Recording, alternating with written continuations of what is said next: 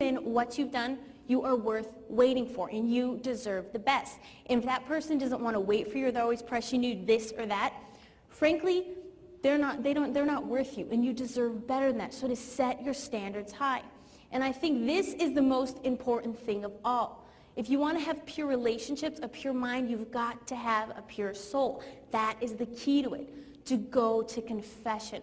Go to confession at least once a month. Jason and I, we go every 2 weeks.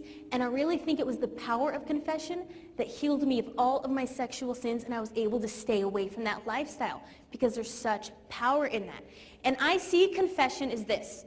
Confession is God's mercy. In that room with that priest is God's mercy. And if you turn your back on confession, you run from confession, it's like you're running and turning your back on God's mercy. So to go and get that clean slate. And I tried everything under the sun to stop living that lifestyle. I was miserable, I hated myself, and nothing stopped me. I tried everything. But the second I did this with God, that's when my life did a 180, and I haven't fallen since then. So if you truly want to live out abstinence, chastity, living a life of purity, you've got to do it with God, or frankly, you won't do this at all, and you'll fall on your face just like I did. So give your lives to God, and He will bless you abundantly for that. Now, where do you go from here? Thank God. So,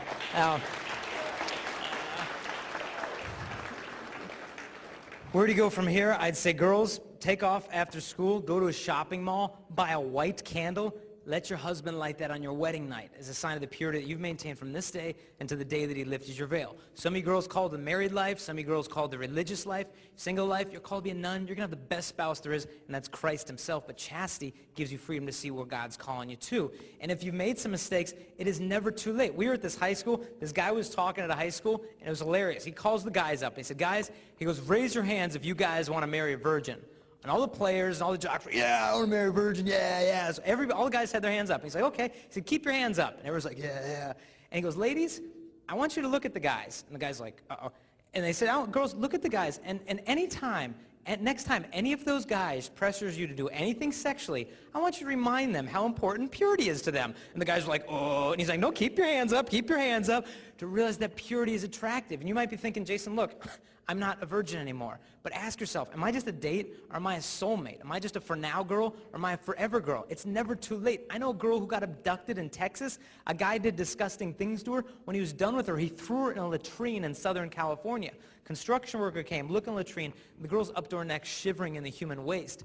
And they looked down there and said, my God, who could do this to a little girl? They lower a guy, a fireman in there to pull her out. She sees him coming down. She was scared to death, started to take the human waste, throwing it at the guy. She said, just don't touch me, just leave me here. She'd been so hurt, she didn't know who to trust, and she wanted to literally live in the sewer. And some of us have been so hurt, maybe through sexual mistakes, that we think it is just too late, just leave me here. But I stick my hands out and I say, girl, it is never too late. You still deserve the real kind of love. So girl, get up. Guys, where do you go from here? Guys, I would say, I did a poll of 1,400 girls at a high school. And I had them vote on how many of them thought if a guy practiced chastity in high school that would be undeniably attractive.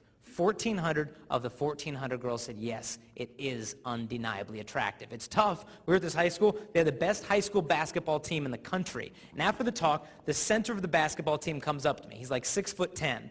He walks up to me and he's like, can we talk in the back? And I'm like, yes, sir, yes. And I went back somewhere. I said, what's going on?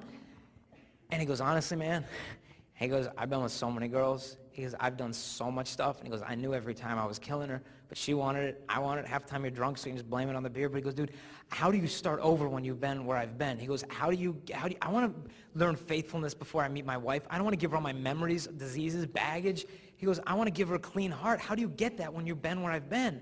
And I said, dude, you've already started. You have that will to love her. That's where purity starts, in your heart, not from your body. I said, it's hard, but I said, you ever watch a wrestling match in high school? And if you're wrestling, and if you get the back of your opponent's head, you can direct his body wherever you want it to go. And I said, it's the same with purity. If you can get control of the way you think about girls, you'll change the way you talk about them, you'll change the way you treat them. And he goes like, dude, he's like, man, that makes sense, but man, he goes, dude, it's so hard in the passion of the moment just to stop. And I said, dude, you know from sports, your body will do what you tell it to. I said, imagine you're married and with your wife in bed at the most pleasurable, exciting moment of your entire life, and the house caught on fire.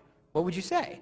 Would you be like, oh no, it's too powerful. I can't say no to sex. We're gonna die. No, you'd get your Snow White butt out of bed, save the kids, get on the front lawn, because your body will do what you tell it to. So don't wait for the girl to stop. But the greater feeling of responsibility you have for her, the more real love there is. And I will grant you, this lifestyle is hard. But realize that purity is a gift from Jesus. We have to ask him of it, and he'll give it to us. If you want it, as Kristalina said, come to confession. Don't be all vague with the priest and be like, Father, forgive me. I kicked my sister's cat in the living room 7 times, and I did some stuff with my girlfriend. Priest be like, what? I go, stuff. My girlfriend, stuff. Be specific. It's not like you'll say, Father, forgive me. My girlfriend, I did this. And the priest will be like, you did what? I've never even heard of that. Is that even physically possible? What is that? Get out. No, he's heard it before.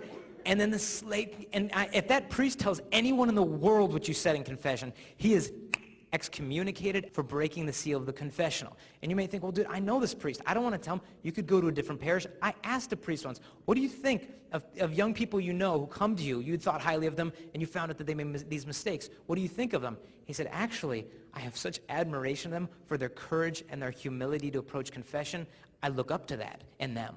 And so realize to come to confession. Secondly, to come to the Eucharist, which is the fountain of purity. We go to Mass every day of the week because the purity that you get from the Eucharist doesn't take away your hormones, but it gives you love. So become intensely Eucharistic. Thirdly, and this is huge, devotion to Our Lady. This thing is the rosary, all right? It is the bomb, okay? Do you know when the atom bomb was dropped on Hiroshima, you know how many people lived in a 1-mile radius? 8 guys. These 8 guys lived 8 blocks from where the atom bomb went off. The wave of heat ripped through the city, and all that was left of people was their shadows, because the wave of heat would hit you, incinerate you, then leave on any standing structures the outline of where your body had been. So all that was left of people, except for these 8 guys who lived 8 blocks from where the bomb went off. And a total of 200 scientists came to examine these guys, found out that none of them had even been exposed to a trace of the radiation. This last weekend I was reading about a nuclear engineer for the Air Force and Navy said that at the point where their house was, the wave of heat would have been between 20,000 and 30,000 degrees Fahrenheit at a pressure of 600 pounds a square inch flying through the air. They said it is physically, scientifically impossible to survive, and the guys didn't have a trace of radiation. Doctors, atheists, agnostics couldn't figure it out. They asked the guys, what do you think it was? And the guys said, well, it's pretty easy. They said, the only reason why this house is standing as opposed to all around it is this is the house we pray a rosary in every single day. And if Our Lady can hook us up like that, I mean, as a guy, you look at the pornography, it takes like 20 seconds to look at it, then it takes like 20 years to forget what you saw. And for me, it was devotion to Our Lady that cleansed that stuff out of my head so I could properly look at a girl. So we have brought hundreds of rosaries to give out for free to you guys. We have brought hundreds of miraculous medals. Mother Teresa called these things spiritual bullets. You know, married people wear rings to remind to be faithful. We wear these to remind us to be pure. So we brought hundreds of those, and we got a bunch of other little schnick-schnacks to give to you guys for free afterwards, too. One is I wrote a little book called Pure Love, and so everybody gets a copy of Pure Love. That's going to be on both sides. We also made these little catalogs. If you don't get everything else, there's catalogs here. They got like books and tapes and jazz. They got t-shirts. I like the girls' t-shirts, not that I wear them, but they're sort of snarky. Like one girl's t-shirt says like, I'm not playing hard to get, I am hard to get. So that's in there. Then we made these little abstinence commitment cards. It's sort of like an ATM card, but you can't get any money out of it, sort of like mine. But you can sign it, you can date it. My friend got one of these in high school, met him in college. He was in high school, yeah, I'll save myself my bride, that's cool. Signs it, dates it, put it in his wallet. Got to my college, he met my friend Jenny. They fell in love, they started dating, they got engaged. Walking down the street, and his card falls out of his wallet. He's like, ooh. And she's like, what's that? And he's like, nothing, give it to me. And she's like, no. She runs off. And she goes, oh, a purity pledge card. And he's like, yeah. And she goes, I signed one of those in high school too. And he's like, for real? She digs into her purse, pulls out her card. They put them next to each other. They had signed the same type of card on the same year of the same month on the same day years before they ever met. Now, this isn't a coupon for a husband, but it's a good place to start. So we got a bunch of those. On top of that, I wrote a book called If You Really Love Me that just got published, and what we're going to do is, where's my beloved Shanaina here? You get the first free one, heads up, that'll, yep, very good, close enough. And since you guys were generous enough to let us tape here, we've brought over 100 of those books to give you guys for free, so that's first come, first serve.